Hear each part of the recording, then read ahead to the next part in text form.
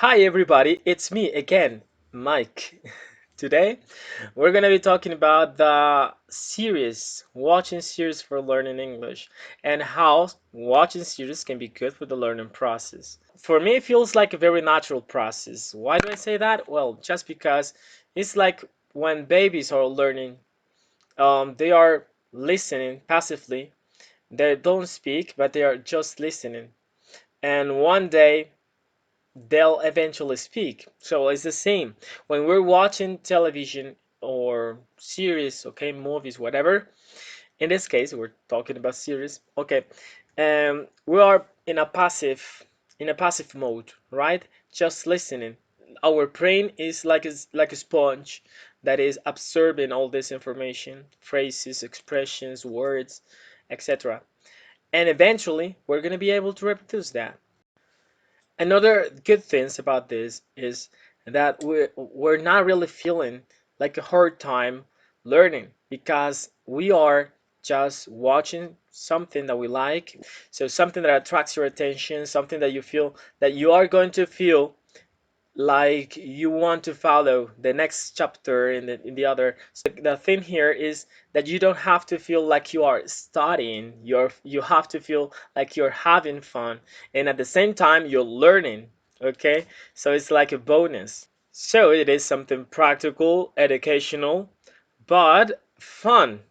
So after all, that's what matters the most. It has to be fun. First of all, you need to watch something according to your level. That is very important because you can't start off with, if you're a beginner, it would be good for you to start off with a series that is not complicated and is not complex, that maybe has a few chapters is better, or maybe if the chapters are short, it's better. The language needs to be basic. Why? Because if you're just learning and if you are going to watch something that is very complicated with a very complicated plot or a complex topic, well, it's not really going to work.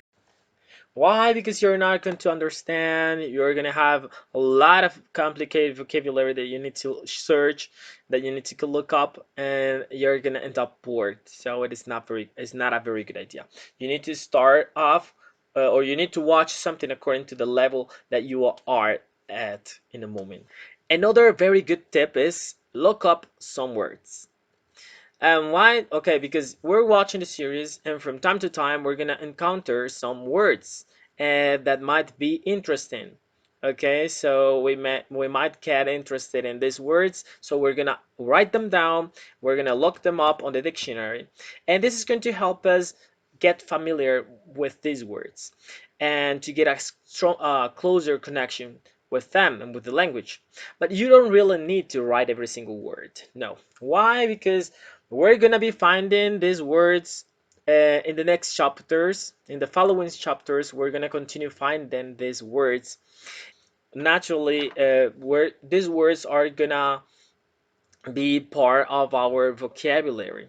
And you're also gonna need a digital dictionary.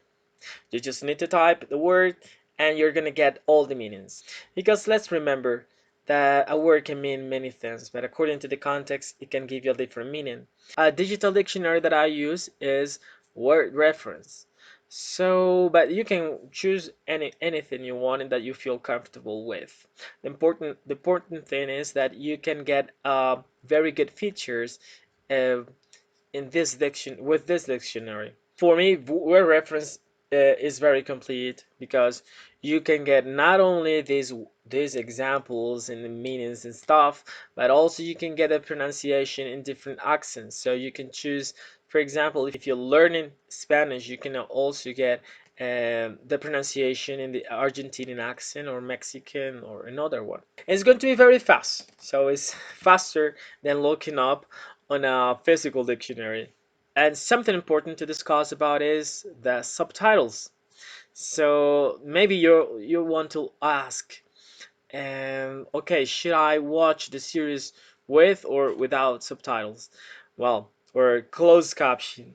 Okay, well, what I recommend is that if you're learning, it's better to watch first with subtitles, and then you can repeat the chapter without the subtitle. Or maybe you can watch the entire season using the subtitles and then repeat the season without the subtitles.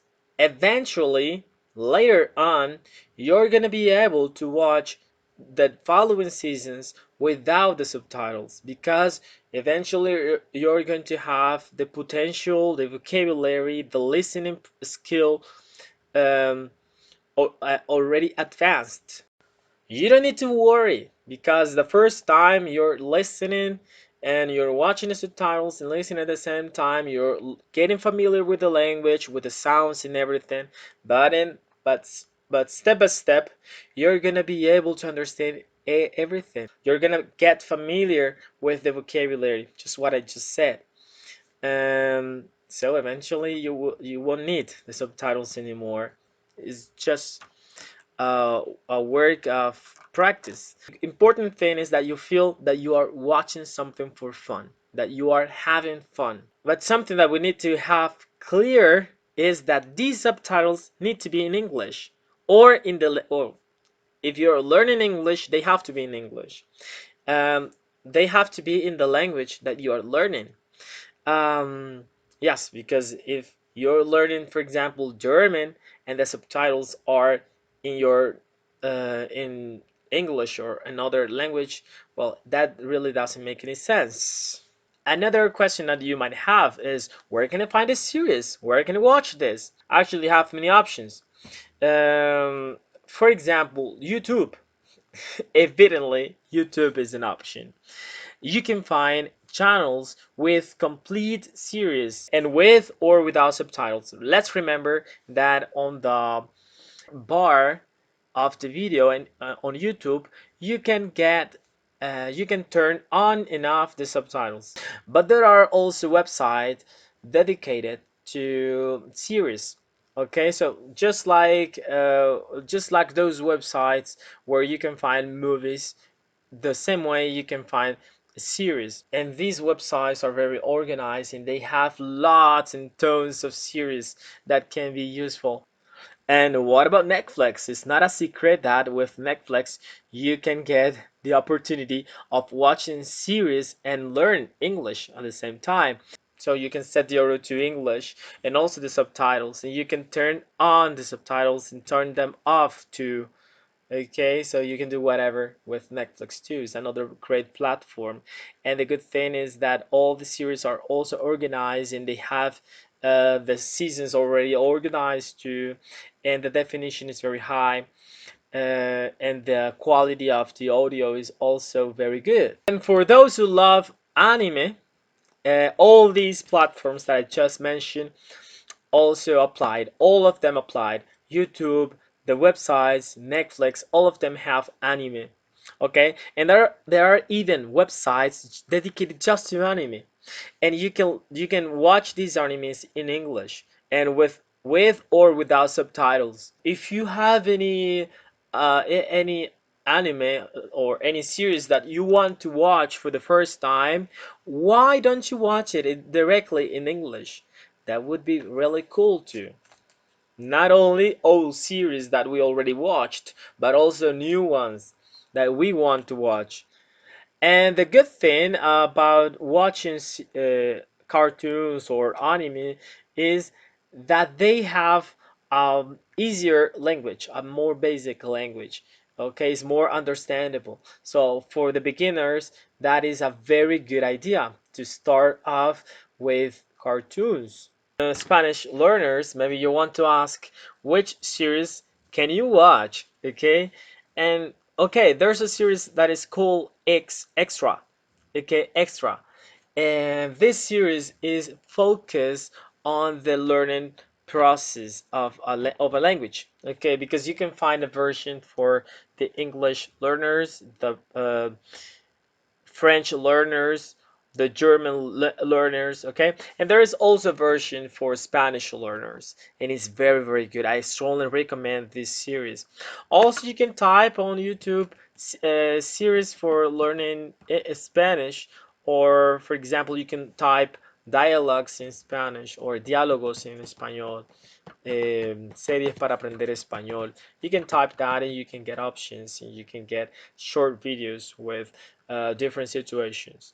But if you want to watch a series that has a context, a plot, that has a story, well, extra is the option that you have to watch. For intermediate people, there are tons of options.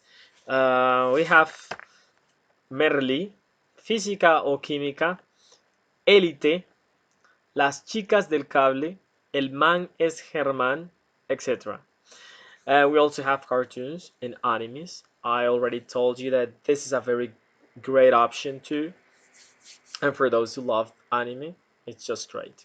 You can also try soap operas because soap operas in Latin America are very popular.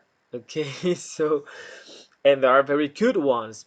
Like for example, I recommend Yo soy Betty la Fea, La Usurpadora, La Pola, La Viuda de Blanco, Pecados Capitales, En los Tacones de Eva. Well, there are even more. And also, you can watch series that are originally in English, like for example, Skins, Friends, Dark, Stranger Things, and any other one that you already have watched, that you have already watched and that you liked very much.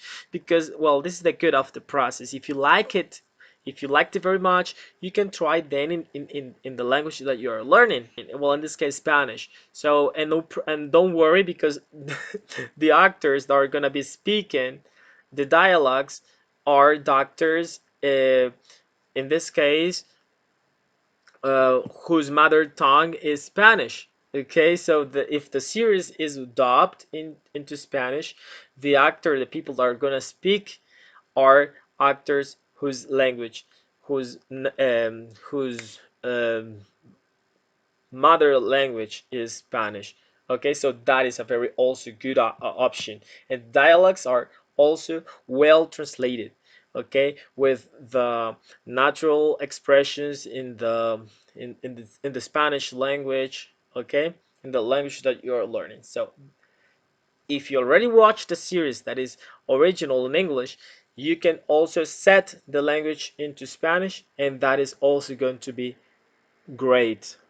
Don't get sad if you have trouble in the first chapter because this is a process and you're not accustomed, your ears and your brain are not accustomed to listening to this language at the first time. But the more chapters that you watch, maybe you are a little lost in the first chapter, but maybe in the second chapter you are more you are already more familiar with the language, and the more that you watch, you're gonna be surprised that later on in the third chapter, fourth chapter, you're gonna be able to understand more and more, and your ears are gonna be used to the language, so you're gonna see the results. That's why I recommend you to watch something that you really like, something that you feel like watching every night or every day. And if you are a beginner and if you want, you can start um, with a series that you have already watched in another language, because it's also a very good idea to practice, because you're not gonna feel lost at first, okay? Because you already know what's happening in the series and you already know the context of the series. The only difference is that it's in a different language, um, with which you are going to be getting familiar. One more thing to take into account is that depending on the series that we're watching, uh, there is going to be a different vocabulary or a different kind of vocabulary. For example, if you're going to watch Spartacus in Spanish, you have to know that you're going to be learning a classical language or language related to the mythology, to the Greek gods and that kind of stuff. If you watch, for example, Grey's Anatomy or Enfermeras, well, the language is going to be related. There's going to be a lot of vocabulary related to the medicine. Or if you watch Skins, Friends, there's going to be a lot of street language, slangs. Well, and so on. I hope I have embraced the most, okay, about this topic. If you already have any question about this, you can leave a comment below. I'm going to be more than happy to reply. And if you have any suggestion for next video, okay, also leave a comment below. If you like this video, you can already like the video and subscribe. Okay, see you next video. Bye. Have a good time. Hasta la próxima.